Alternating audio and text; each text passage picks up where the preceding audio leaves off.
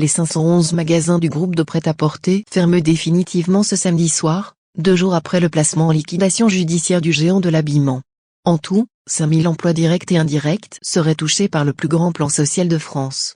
Ce samedi soir, à l'heure de la fermeture, les lumières des magasins Camaïeu vont définitivement s'éteindre. Jeudi, le tribunal de commerce de Lille a prononcé la liquidation judiciaire du géant nordiste du prêt-à-porter. Pour ses 2600 salariés, qui devraient se réunir en assemblée générale mardi matin au siège du groupe, s'enclenchent des négociations en vue d'un mal nommé plan de sauvegarde de l'emploi, PSE, dont les conditions sociales devraient se cantonner aux questions d'indemnité de licenciement et de reclassement, au sein du groupe HBP, propriétaire de Géosport, La Grande Récré ou Gap France, ainsi qu'en externe, via la mise en place d'une cellule d'accompagnement.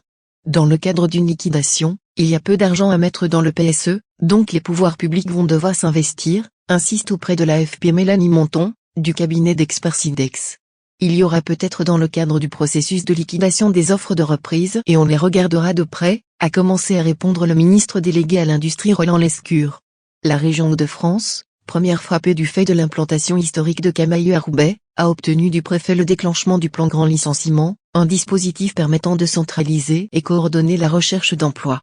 Le maire de Roubaix a lui aussi demandé un plan spécifique d'aide à l'emploi, dans cette ville ancienne place forte du textile français où 31,1% de la population active était au chômage en 2019. Les salariés de Camaïeu se répartissent entre le siège et l'entrepôt roubaisien, respectivement 350 et 112 employés, selon le CSE, d'un côté, de l'autre les plus de 500 magasins dans toute la France. À l'entrepôt, plus de la moitié des salariés ont plus de 50 ans, insiste le délégué CGT Thierry Siwick. À cet âge-là, même s'il y a des propositions d'emploi dans la logistique, vous êtes vite écarté.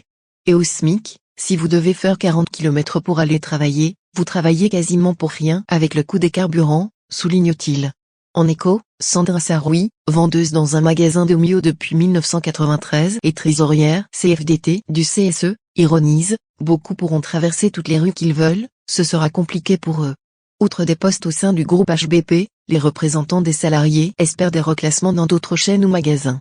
Mais dans ce genre de grande enseigne comme Camaïeu, les formations suivies en interne ne favorisent pas toujours l'employabilité à l'externe, déplore Mélanie Monton, de Sidex.